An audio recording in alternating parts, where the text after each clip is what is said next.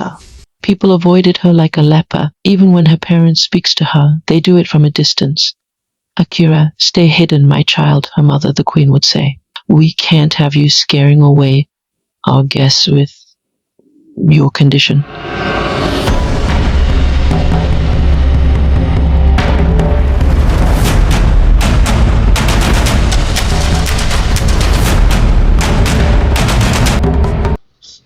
Story. In the kingdom of Azura, there was a princess called Akira. Princess Akira was a beauty to behold. Her skin as radiant as the sun and hair as black as the night. Akira's beauty was renowned, but her life was a lonely and sorrowful one. A strange curse had afflicted her, causing her mouth to emit a putrid odor that repelled everyone around her. People avoided her like a leper. Even when her parents speaks to her, they do it from a distance. "Akira, stay hidden, my child," her mother, the queen, would say. "We can't have you scaring away our guests with your condition." People avoided her, speaking to her only from a safe distance. Suitors, who would normally flock to the palace to seek her hand in marriage, were nowhere to be found. Her parents, the king and queen, were ashamed of her condition and often kept her hidden from important visitors, fearing the foul smell embarrassed the royal family. Akira's isolation deepened, and she spent most of her days wandering the forest, seeking solace in the silence and solitude.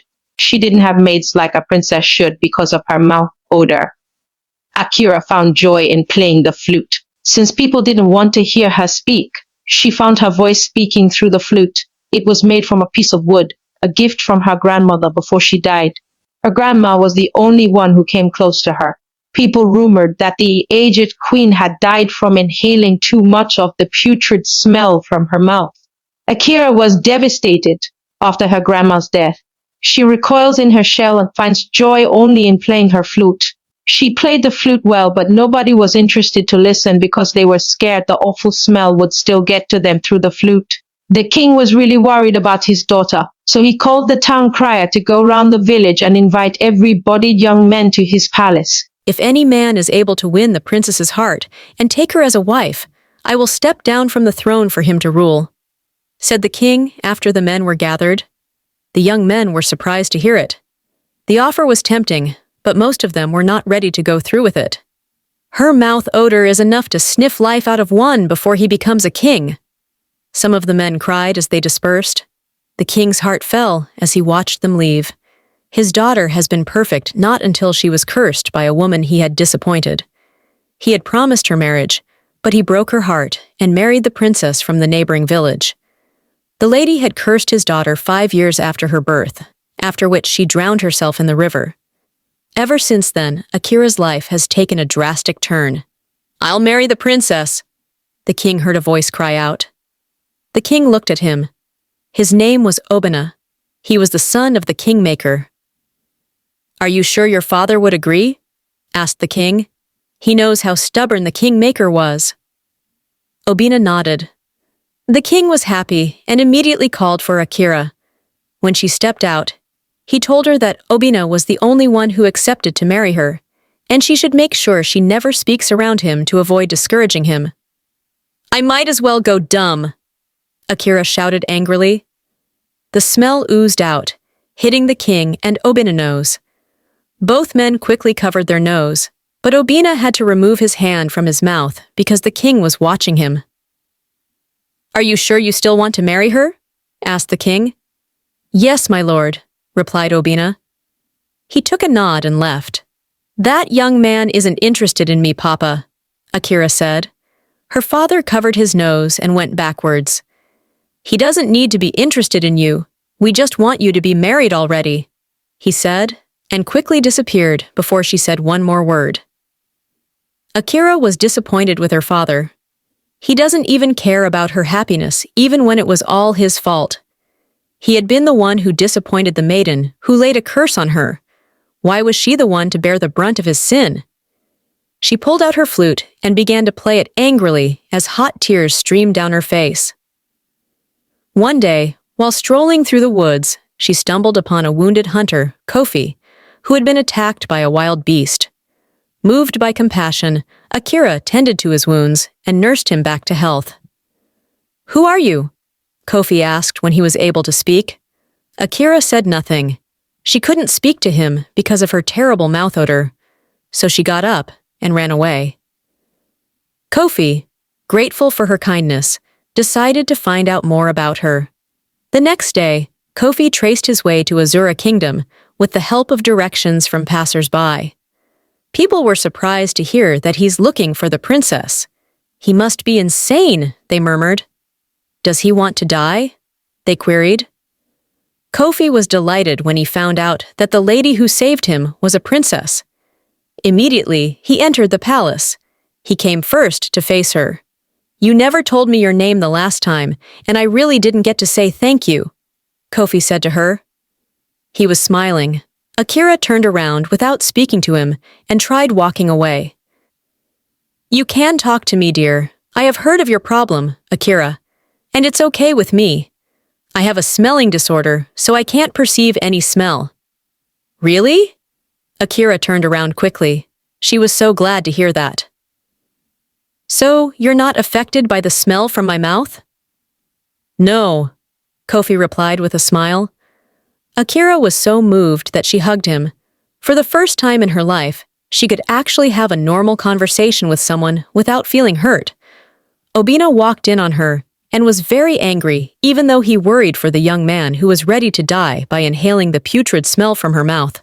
"How dare you touch my wife-to-be?" he shouted angrily.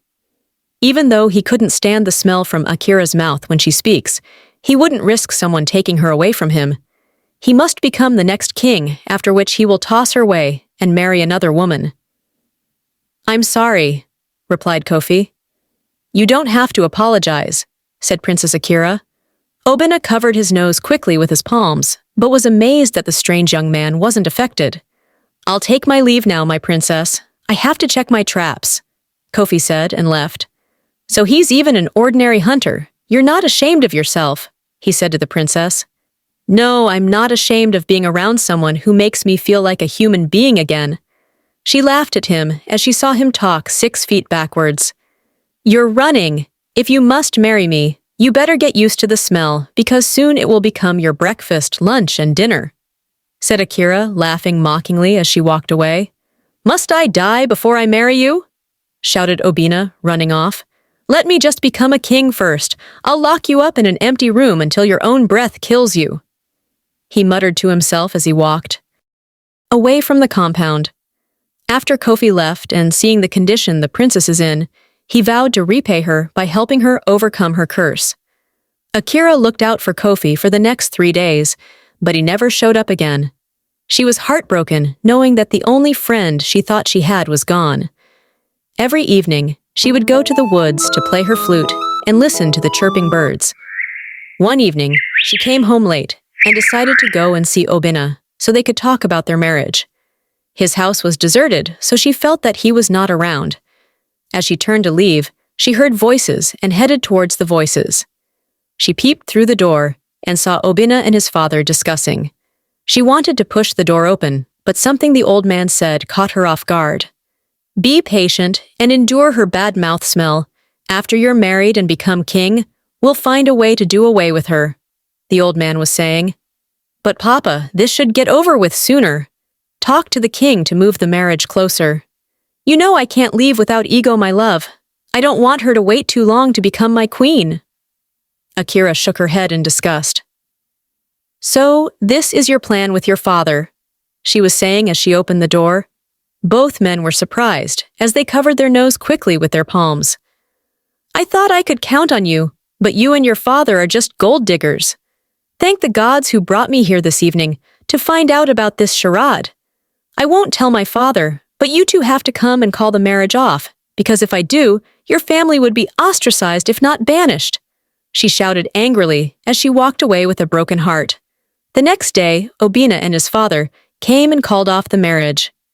The king was heartbroken, thinking that it was because of Akira's mouth odor. "Where will I find another suitor for her now?" wondered the king as his wife consoled her. Kofi showed up a week after the marriage was called off. Akira was at the back of the house playing the flute when Kofi announced his presence. She jumped up and leaped into his arms. "Where have you been?" she asked him.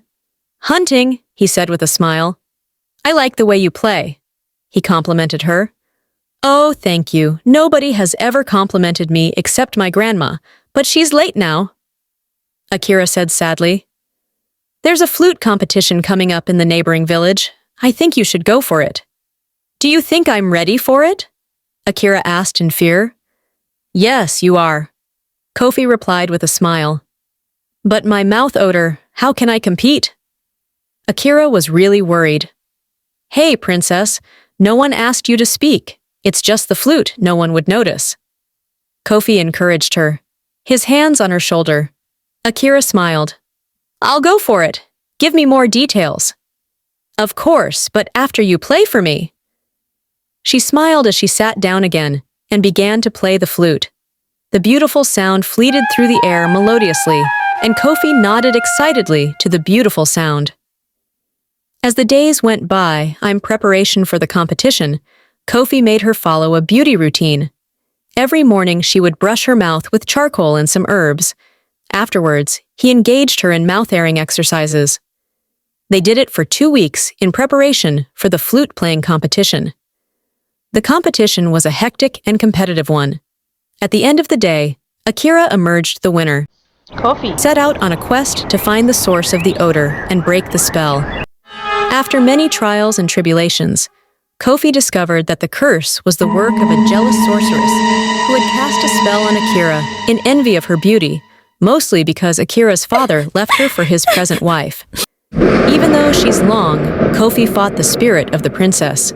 With the sorceress's defeat, the curse was lifted, and Akira's mouth was freed from the foul odor. At that moment, Akira was asked to address the kingdom by the king after her winning, but she couldn't say anything, so the people thought she was dumb and pitied her. But right on time, Kofi came behind her and asked to speak confidently to the people. "She's not dumb, my highness," he said to the king. "Now address the people. I'm sure it wasn't easy winning this. But my mouth, or is everyone in this kingdom suffering from an inability to perceive a smell problem?" she whispered. Kofi smiled lightly at her joke. "No, but your problem is finally gone." "What?" Akira could not believe it. She slightly opened her mouth, and surprisingly, no foul smell let out of her mouth. "Impossible! How did you do it?" Prince Kofi smiled. "Address the people first. I'll tell you all about it, after you receive your award." He smiled as he led her in front of the crowd to speak to them. He watched her speak to his people in confidence and admiration of his parents. "You're certainly marrying this maiden," his father whispered. "Yes, enough of rejecting maidens," whispered his mother. Kofi smiled but said nothing. When Akira returned to her kingdom, and her parents, and the people learnt about her freedom from the mouth odor, they celebrated, and suitors once again flocked to the palace, eager to win her hand. But Akira's heart belonged to Kofi, the brave hunter who had saved her from her isolation. In a surprising twist, Kofi revealed that he was, in fact, Prince Kofi of a neighboring kingdom, the same kingdom she went to for a flute-playing competition. He had been hunting in the forest when he was attacked. He had kept his true identity hidden to prove his love for Akira was genuine and not driven by royal ambition. The two were married in a grand ceremony, and their love brought peace and prosperity to both kingdoms. Akira's beauty, now matched by her inner kindness and courage, shone brighter than ever, and her story became a legend, inspiring generations to come. Thanks for listening to this story. Please do not forget to subscribe to this channel, click the notification bell, like and share. Also comment where you're watching from. We love and appreciate you. Bye. Dancing shadows round the fire, whispers speak of heart's desire, echoes of the ancient song, in her voice we all belong. Sarah, the moonlight storyteller, bringing dreams that last forever. In her words we